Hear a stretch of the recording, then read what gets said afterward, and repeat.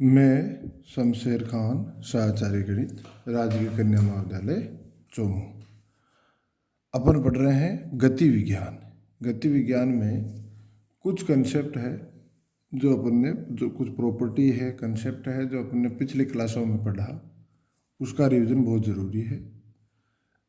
हालांकि अपन ने पढ़ रखा होगा, नहीं पढ़ा है तो भी अपन अभी पढ़ें, तो ये ज़रूरी है कि ये सब कंसेप्ट अगर अपने क्लियर हो तो अपन आगे की एक्सरसाइज आराम से कर सकते हैं। बच्चों के डायनेमिक्स का दिमाग में जैसे खौफ हो या हवा बना हुआ हो कि डायनेमिक्स बहुत कठिन होता है, कठिन कुछ भी नहीं होता अगर अपन कंसेप्ट सारे पहले जो अपन ने इससे संबंधित जितने भी कंसेप्ट पढ़े हैं वो क्लियर हो। देखो, इसी कड़ी में आज अपन पढ़ रहे हैं द्रव्य। भाई, द्रव्य किसे कहते हैं? द्रव्य वह जो आकाश मतलब स्पेस, अपने चारों तरफ जो है ना, अपने मतलब चारों तरफ अपन जहाँ बैठे हैं ये पूरा स्पेस, मतलब आकाश, मैंने कोष्टक में लिखा स्पेस, एक्चुअल में सही शब्द है स्पेस, में किसी क्षेत्र को घेरता है। द्रव्य जो किसी क्षेत्र को घेरता है जिसमें भार होता है तथा उसे अनुभव किया जा सकता है। द्रव्य किसे कहेंगे? जो स्पेस में क्षेत्र को घेरता है जिसमें भार होता है तथा उसे अनुभव किया जा सकता है, उसे क्या कहते हैं? द्रव्य। तो ज़्यादातर आपको द्रव्य, पिंड, कण ये लिखे हुए मिलेंगे, तो ये क्लियर होना चाहिए। द्रव्य का नाम लेते ही अपने को दिमाग में आना चाहिए कि ये स्थान को घेरता है, क्षेत्र को घेरता है, क्षेत्र को घेरता है, इसमें भार होता है और इसे अनुभव किया जा सकता है, मतलब टच किया जा सकता है। टच करके अपन अनुभव कर सकते हैं कि यहाँ कुछ कोई वस्तु है, कोई द्रव्य है। ठीक है। अब है कण। द्रव्य का वह छोटे से छोटा भाग जिसके आकार की उपेक्षा की जा सकती है, मतलब इसके जो डायमेंशन है, आकार है, उसकी उपेक्षा की जा सकती है। कण है वो बहुत छोटा होता है, इसके आकार की उपेक्षा अपन कर सकते हैं, अर्थात स्थान नहीं घेरता। इसमें द्रव्य में क्या है?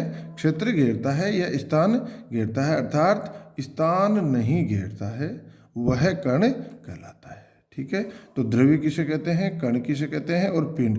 तो द्रव्य, कण, पिंड ये सारे गति विज्ञान में अपने काम में आते हैं। तो अपने नाम लेते हैं कि द्रव्य का नाम लेते हैं कि स्थान घेरता है, क्षेत्र को घेरता है, इसमें भार होता है, इसे अनुभव किया जा सकता है। ठीक है। द्रव्य और अब कण द्रव्य ही होता है। द्रव्य का वह छोटे से छोटा भाग होता है जिसके आकार की उपेक्षा की जा सकती है, उसको आकार को नगण्य माना जा सकता है। ठीक है। डायमेंशन, जैसे इसके डायमेंशंस को अपन नगण्य मान सकते हैं, नापने योग्य नहीं होती, तो उसे क्या कहते हैं? कण। इससे द्रव्य को क्या कहते हैं? कण।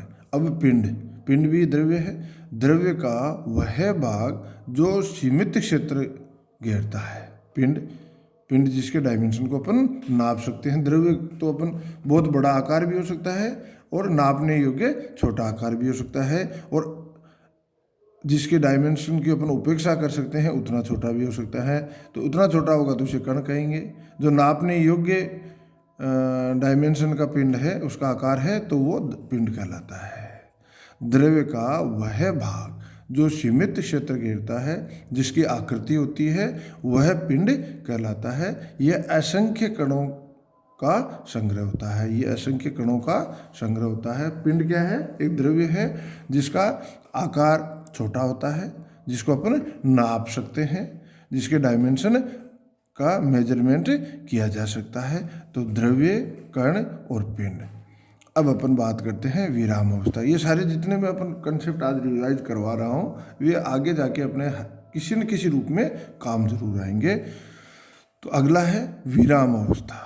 यदि कोई पिंड अथवा कण अपने चारों ओर की वस्तुओं के सापेक्ष अपनी स्थिति नहीं बदलता, यदि कोई पिंड अथवा कण अपने चारों ओर की वस्तुओं, जैसे ये अपना रजिस्टर पड़ा है, इसके चारों तरफ मैं बैठा हूँ, दूसरी कोई टेबल है, दूसरी किताब है, ये चारों तरफ की जो वस्तुएं हैं उनके सापेक्ष अपनी स्थिति नहीं बदलता तो वह विरामावस्था में कहलाता है। गति, यदि कोई पिंड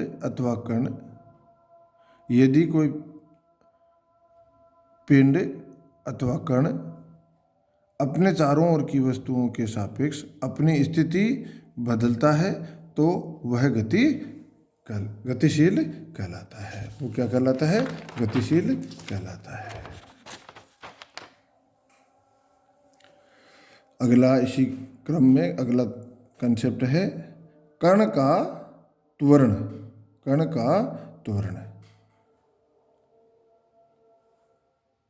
त्वरण F equal to dv upon dt, उसके वेग में परिवर्तन की दर।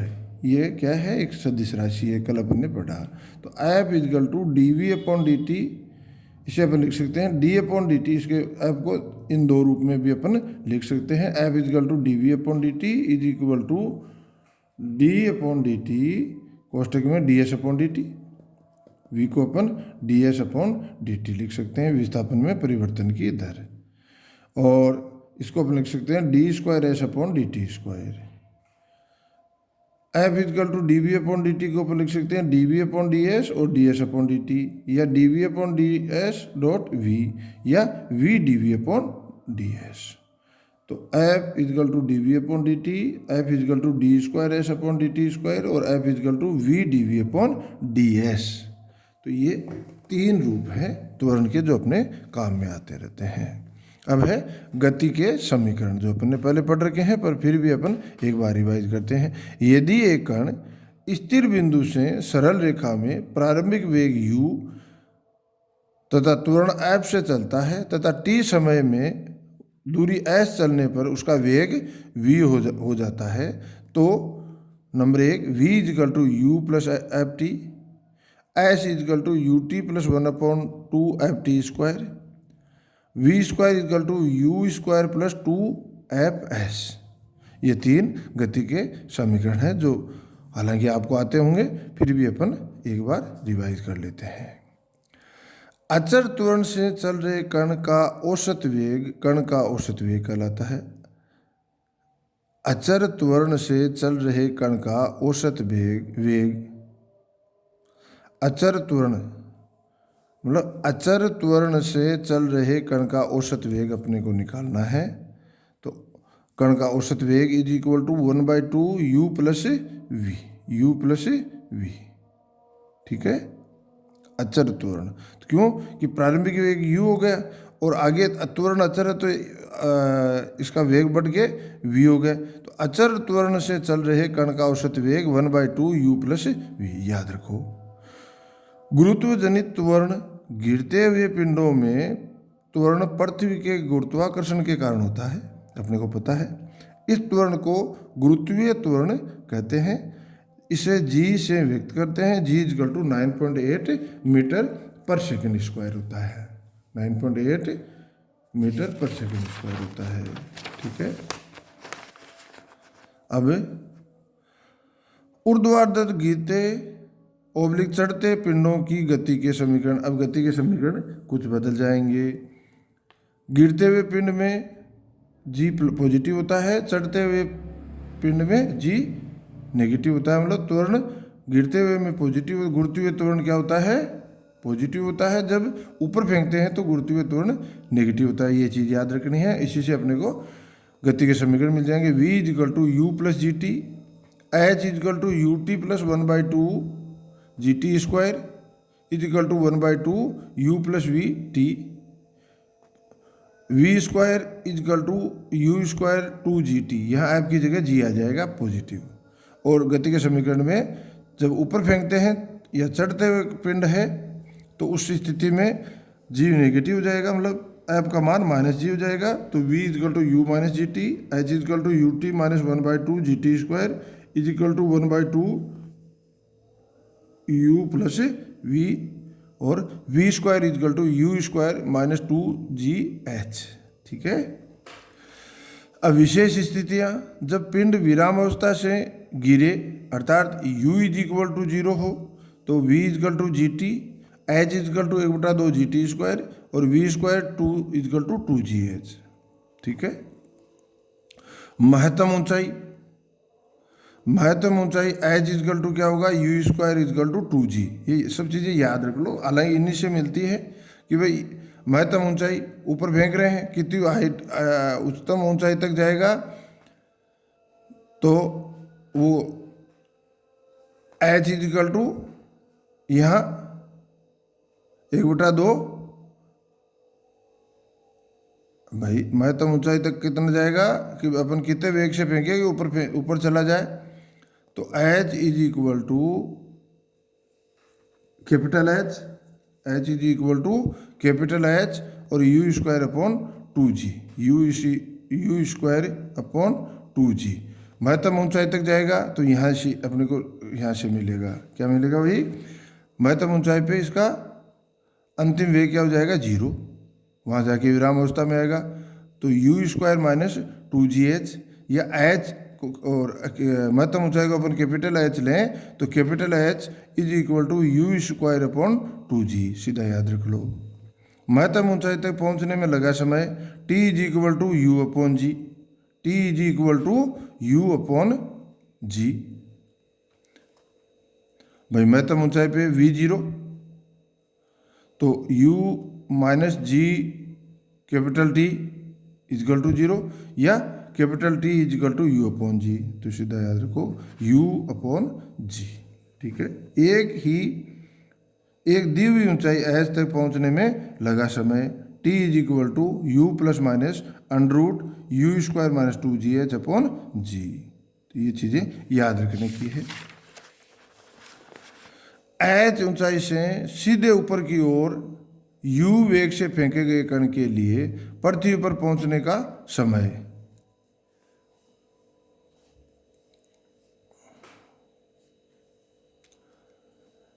एच ऊंचाई से सीधे ऊपर की ओर u वेग से फेंके गए कण के लिए पृथ्वी पर पहुंचने का समय, माना ऊपर से नीचे की ओर दिशा धनात्मक है, कण का ऊपर की ओर वेग u है, अतः नीचे की ओर माइनस u है, और इस वेग से h दूरी गिरता है, अतः h is equal to minus U T plus 1/2 GT square. ये एक t में द्विघात समीकरण हो गया। इस द्विघात समीकरण को हल करके t के मान ज्ञात किए जा सकते हैं। ठीक है, तो h ऊंचाई पर अपने को ज्ञात है, इनिशियल वेग इसका ज्ञात है, g ज्ञात है, तो ये सब मान रखे t की द्विघात समीकरण को हल करके अपन t का मान ज्ञात कर सकते हैं। दी गई ऊंचाई पर वेग v square is equal to U square minus 2gh, then v is equal to under root U square minus 2gh। पृथ्वी पर गिरने का समय तथा पुनः पहुंचने का समय U square upon 2g is equal to 1 minus GT square, g capital T square, then t dash is equal to U upon G is equal to t। तो ऊपर जाने का और नीचे आने का समय बराबर होता है, अर्थात जितना समय अधिकतम ऊंचाई पर पहुंचने में लगा उतना ही समय वापस नीचे गिरने में लगा। अतः कुल उड्डयन काल t plus T is equal to 2t is equal to 2u upon G, 2u upon G. तो ये अपना हो गया, ये कुछ कंसेप्ट थे जो अपन ने डिस्कस कर लिए, और इसमें सीधा सा मतलब सिंपल है, सीधा सा याद रखने के हैं, पर ये अपने बहुत छोटी सी माइनर चीज़ें हैं, पर अगर अपने दिमाग में ये चीज़ें चलती रहे तो अपन जो भी चैप्टर पढ़ेंगे उसको आराम से अपन समझ सकते हैं। धन्यवाद।